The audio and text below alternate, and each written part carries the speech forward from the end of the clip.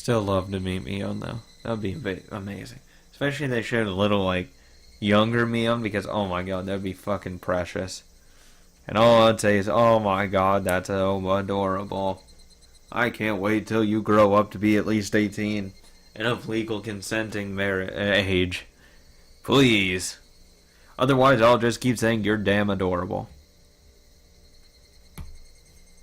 The van stopped in the shrine's parking lot. Also parked there were numerous other vans with loudspeakers mounted on top of them to act as makeshift propaganda vehicles. On the side of each vehicle was scrawled, "The dam project must be demolished. Defend our homeland to the last. No Oyashiro-sama's anger," or a slogan of similar kind. They gave the feeling that even without using the loudspeakers, there was enough to overwhelm any onlookers.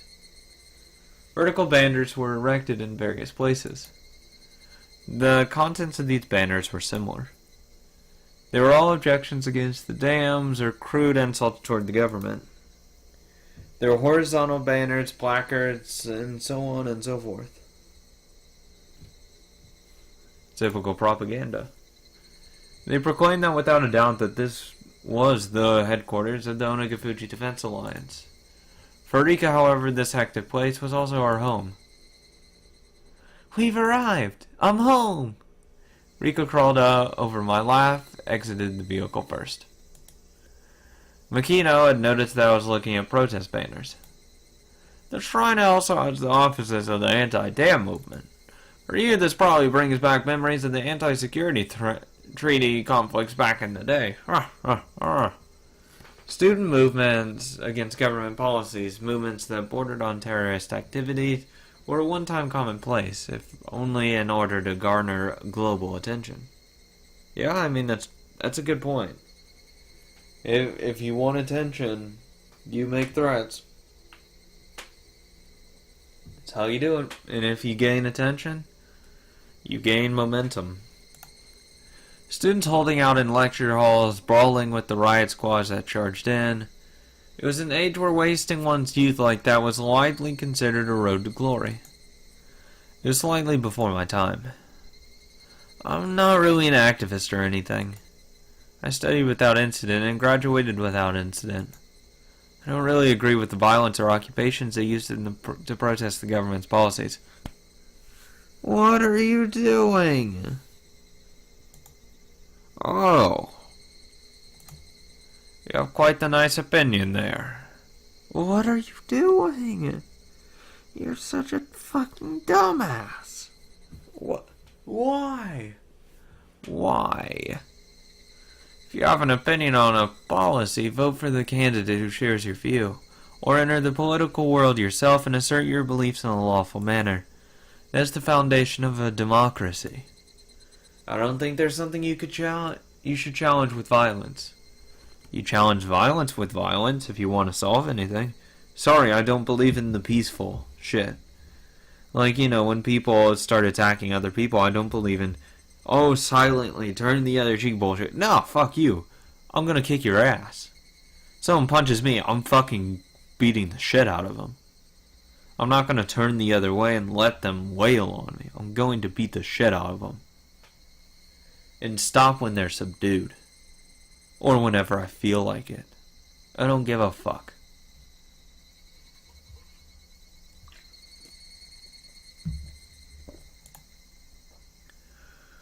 For a youngin', you have some fine beliefs. I saw that feeling of respect reflected in Makino's gaze. At that moment, something tugged at my sleeve. Probably Rika telling you to hurry the fuck up. I have no idea what Akasaka is saying.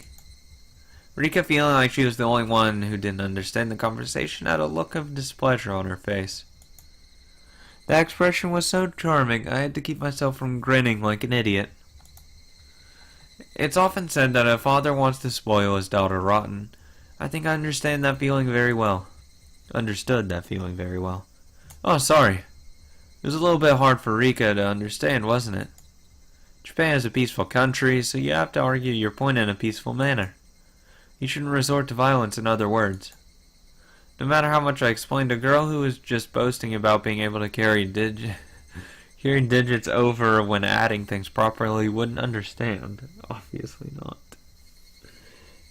Obviously not. She's gonna fuck it. She's not.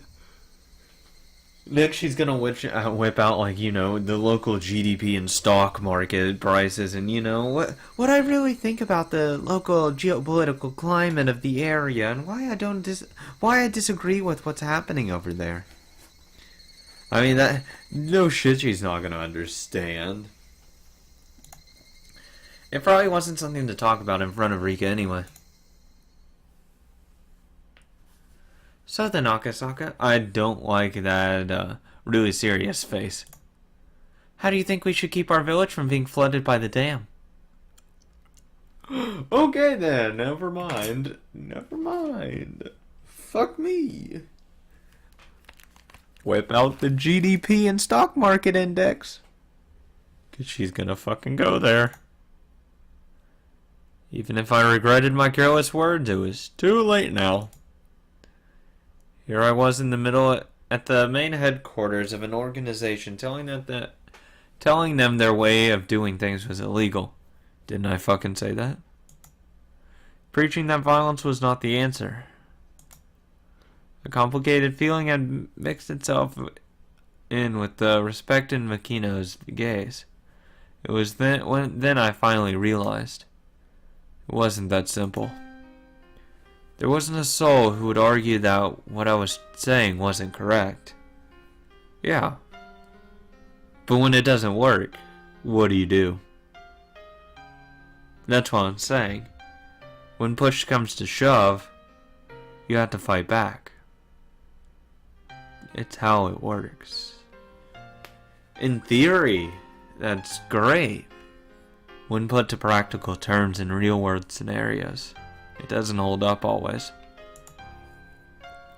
Using violence to get one's way was something that nobody knew you shouldn't be proud of. Everybody knew. However, right now, Hinamizawa was in a predicament that couldn't be overcome with peaceful means alone. They tried that. The legality of the Hinamizawa Dam project, through the efforts of the various propaganda campaigns enacted by the Onagafuji Defense Alliance, was being called into question. If they further strengthened their campaign, they might be able to suspend or change the construction plans. But that was at the most just a possibility. If the government proceeded with the construction as planned, it wouldn't be long before this place was at the bottom of a lake. If it wasn't for the unrestrained resistance of the residents of Hinamizawa, this place might already have been underwater. We can't live anywhere else other than here. We can't live in the city. The words of this remarkably young girl were all too accurate, carrying with them the screams of the hearts and the minds of the residents of Hinamizawa. That's the one thing you can't escape from a child, is how true and innocent they are. And you can't argue with that, no matter what. When a child brings into an argument their true feelings, you know they're not lying. When they truly are worried or scared, children, you can't argue it. Adults are a little different, because there's always ulterior motives. But children are innocent and haven't been exposed to the real world. They don't understand hardships, and shouldn't have to experience hardships for a while. So it's terrible when a child does experience hardship. Yes, this music is pretty fucking sad though. I want to bring that up. Damn. It's brutal. It really is. Like, I'm not gonna lie, that's pretty fucking brutal. Of course, there's nothing I could say to respond to that. I could only respond to Makino and Rika's heavy words with silence. I'm sorry. This isn't a problem that an outsider should lightly just poke their nose into, is it? I apologize. Makino, unsure of how to reply for a while, could only laugh pointlessly. It's nothing that concerns guests that make their home elsewhere somewhere else. If you enjoy it here, please tell all your friends that Hinamizawa is a wonderful place, please. If word spreads to dozens, maybe even hundreds of people, then that ridiculous plan to submerge this place at the foot of the dam will eventually fall apart. He followed that up with a smile that said, please don't think much of it.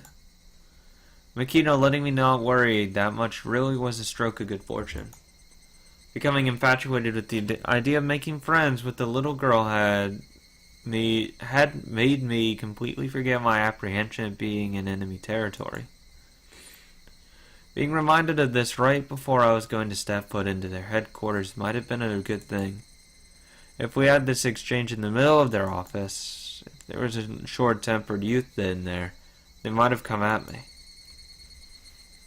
Thinking of how extreme they were, in the worst case, my life would be in danger. It seemed that I looked quite despondent at that moment. Makino, thinking he had said something wrong, became flustered, trying to think of a way to improve my mood. I was a bit careless just now. I'm very sorry. No, don't worry about that much. The sights you showed me around the village were all beautiful, wonderful places. I really do want to come here one more time. This beautiful village is going to be submerged at the bottom of a lake. I can understand why you would fight so desperately. I had somehow managed to use my despondent look to change the topic in my favor. After a bit, Makino had returned to his usual high spirits. It seemed he believed I had completely sympathized with his point of view. Now. Let's leave the talk at that for now. There's a place around here with a really great view. Let's go, Akasaka. Rika, seemingly happy to be free from all the boring and gloomy adult talk, bounded up the stone steps. There's no real need to run, but in order to catch up with her, I also darted up the stairs. Adorable. I still want to fucking see a little child Mion. Like a little Mion. Oh my god. Adorable. There were several tents belonging to the town council erected on the shrine grounds. Inside the tents were several folding tables and chairs, and a number of older town council members that were livening things up with chit-chat. They weren't saying anything incendiary, like the dam project must be destroyed. It was just some relaxing idle chat between the local geezers. You know, the latest gossip about the teens and the youngins over there. The normal sort of calming scenery. At the entrance of a shed that looked like a meeting place, there was a large sign erected with Onagafuchi Defense Alliance headquarters, written in bold brushstrokes. That was their base of operations. To be honest, it was a bit of a letdown. If you asked what I had been imagining, this is a little bit embarrassing, but I'd have thought it would be something much more dramatic. With barbed wire, fences, and barricades. My first impressions of this place, though, was completely different from that. It looked like a simple backwater town hall. It's because they're not this evil barbaric people. They're just normal people. That's the problem that the division people are painting, that they're saying, oh, these people are terrible. No, they're just regular people that want their village to be safe. And I sympathize with that. I really do. I don't blame them for anything they do. I don't like the fact that they dismembered someone in the future. Or kidnapped someone's child, possibly. But other than that, I mean, it's their village, their livelihood, their homes, their family. It's hard. It's unfair. It's terrible. It didn't look like anything other than exactly that. The old folks who were chatting had noticed Rika's presence. Well, isn't it, Rika? It's time for little kids to head on home. This is my home. The old folks guffed, since she wasn't wrong. From that exchange, I could tell that this Rika Frude girl was loved by everyone. Makino, what's that? The tourist who phoned... Oh, the tourist who phoned? That's right.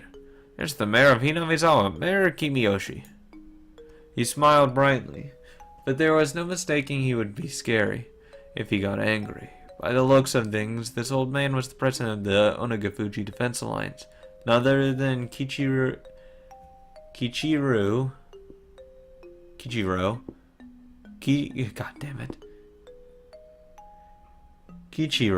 Kimiyoshi himself. Welcome to Hinamizawa. What do you think? It's quite a relaxing place, isn't it? Yeah, I was able to appreciate a multitude of beautiful places throughout the whole day. I'm thankful for being granted this rare opportunity. Even though you're one of those young'uns, you're quite the gentleman. Kichiro, I want to show Akasaka a cool place. Thinking about the formalities between myself and the mayor had gone on for too long, Rika butted into the conversation. For her to call the mayor by his first name, I felt it was a little strange, but none of the villagers seemed to mind. A girl at the Furude house, one of the three families. She was probably different than the average villager.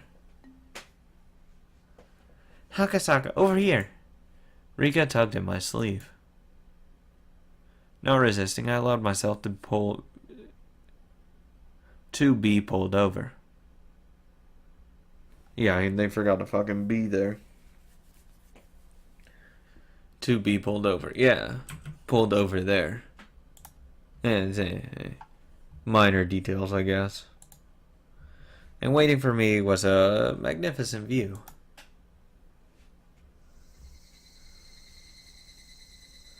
This is amazing. It was an observation deck that looked out on the village. Yeah, it looks really nice. They, knowing that this was the best view in the entire village, kept quiet as I stood there awestruck. I was holding a camera, but had completely forgotten to even glance through the viewfinder. This view, no matter what kind of film it was printed on, it wouldn't be able to show in it everything. If there was a way to explain it, it would only be what I would be able to put into words. It was just a breathtakingly spectacular view that I struggled to find a comparison. For a while I was left awestruck. I could only stand there and wonder. A cool breeze helped me abate the heat rushing through my body. That comfortable sensation also left me speechless. Rika, who'd been holding onto my sleeve the entire time, spoke. This is my favorite spot. As she said that, she showed me another adorable smile. The smile seemed very fleeting. If you asked why, that was because the view from her favorite spot would eventually be submerged under the deep green waters of the dam reservoir. I just can't believe that this village is going to end up at the bottom of a lake. Oh, what the fuck ever. I said it quietly so that only Rico could hear it. I regretted it as soon as I did, for those words were all too cruel. However, Rika didn't let them cast a cloud on her expression. In fact, she replied with a smile. It won't sink. The dam project will definitely go away. It was just like a little girl to say something like that. There was no basis for her saying so. It was just her wish. Akasaka, do you think that this village will be submerged? It's not that I want it to be. I knew how important the dam was. I knew that it was necessary. I just didn't want to recognize the sacrifices that would be made. I agree with the project in general, but couldn't agree with some of the details. But if it meant that this girl's beloved scenery wouldn't be taken away from her, I might be able to object to the dam.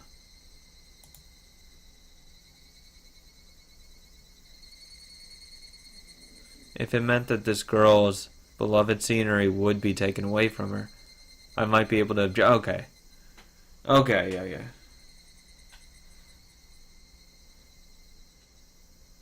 Okay, they kind of fucked up their sentence there. That this girl's beloved scenery would be taken away from her, I might be able to object to dam, or it wouldn't be taken away from her. I would object people protesting the dam. That I would be in favor of the dam more. So you have to kind of switch on that one. I may be able to ignore the interest of the nation, the development of Japan, all for the sake of one girl's smile. I'm not really much of a humanist, but how sentimental of me. It won't be submerged, because the dam project will go away. It will soon go away. Her words weren't just hopes and dreams, but were seasoned with a hint of resolve, as if she was talking about an unchangeably predetermined outcome. As surely as the sun set rising in the east, it will be gone soon. Wanting to ask her why she believed that, I turned around. Yes, it'll be gone. What makes you say that? Well, you see, she seemed to want to answer, but as though unable to find the right word, she swallowed back what she was about to say. Regardless of what Akasaka does, the dam project will end this year. It's already been decided. That was a lie. If something like that had been decided, then the Onagafuchi Defense Alliance would have no reason to continue existing. From my point of view, it was like they were doing nothing more than throwing themselves into an endless battle. If they knew the dam project was cancelled, it would feel much more relaxed around here. They wouldn't need the checkpoints and blah blah blah blah blah blah blah. This village, though, could hardly be called relaxed. For evidence of that, I just had to remember how charged the atmosphere was at the checkpoint or at the bus stop. The villagers, with their misplaced resolve, were still fighting. And this girl, even knowing the villagers' grim resolve, had already declared their victory. The villagers throwing themselves into this endless war, and this optimistic girl who said they had already won. That contrast was somehow strange. Why do you think that? If you know something that makes you that confident, could you tell me? Rika stayed silent for a while, seemingly choosing what to say. Because. Because? She looks like she was lost on whether she should continue or not. As if she was troubled on whether it was okay for her to say it, that kind of expression. It's already been decided. There's no other way to say it. It's already been decided, huh? It really is just like a little girl to say something like that. I couldn't believe it was actually true. She was the only one saying such things with such confidence. My real mission that I had forgotten about during this fun-filled day resurfaced at the back of my mind. The kidnapping of the minister's grandson. Had the Onagafuchi Defense Alliance kidnapped the minister's grandson and already succeeded in negotiating the cancellation of the dam project? Did Kimiyoshi actually already know that and was just playing dumb? Was that what this girl was really telling me? Akasaka. The girl called out my name suddenly. What is it? Oh god. Go back to Tokyo. Oh. I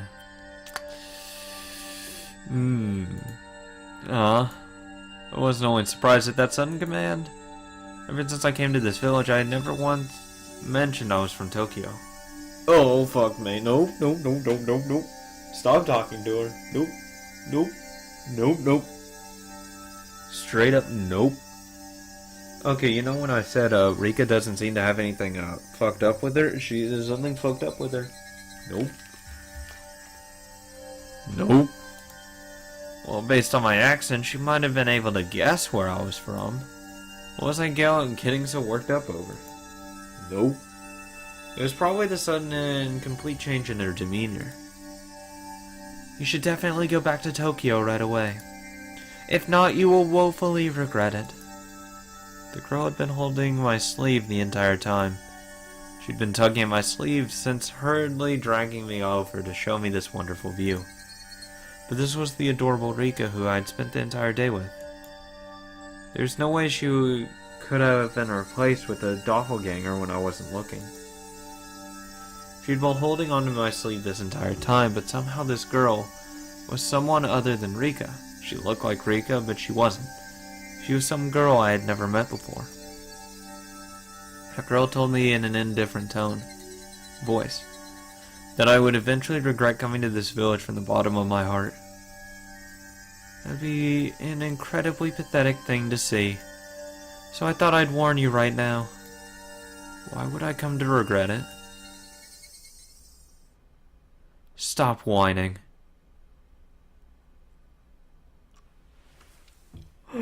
What? I couldn't believe that I was hearing such cold words coming from Rika's mouth.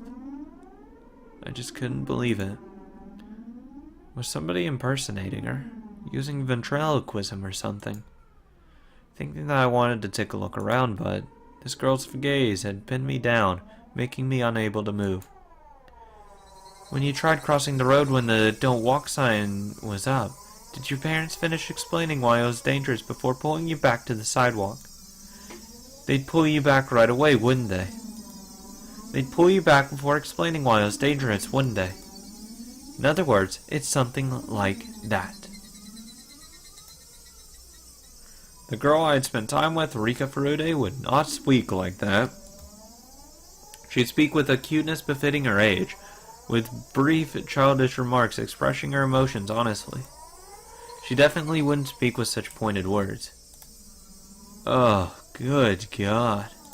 She's fucking creeping me out. I've warned you. Don't get the wrong idea. It's not like I'm saying this because I hate you. You don't need to tell somebody who's better off dead that they're in danger. Who are you? You're not Rika. Oh God, that...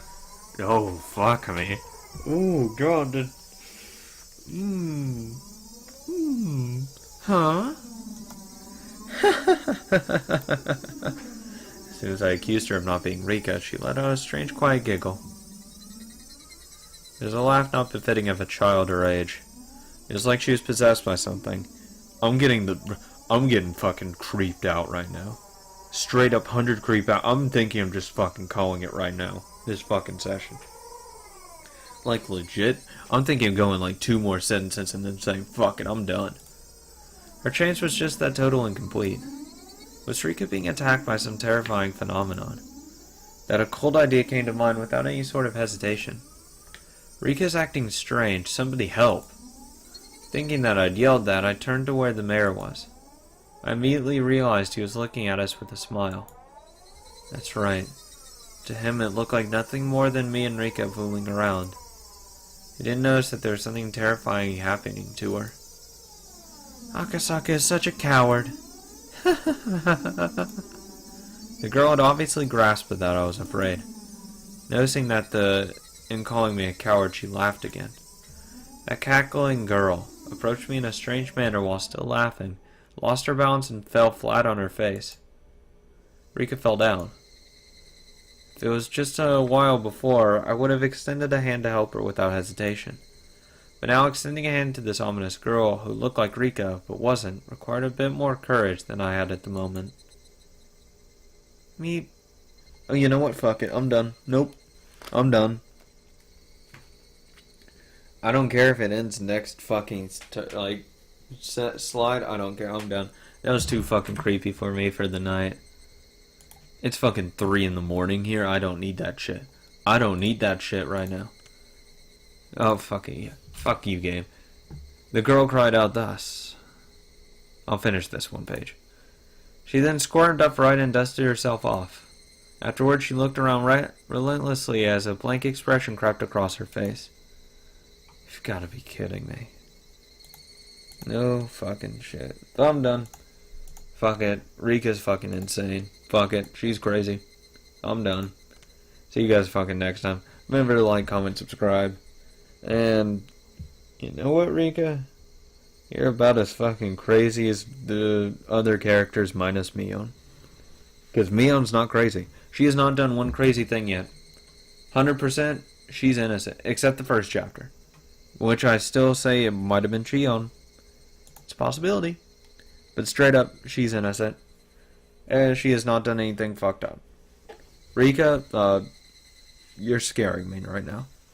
Legit, you scared the shit out of me. Thank you guys for watching. See you next time.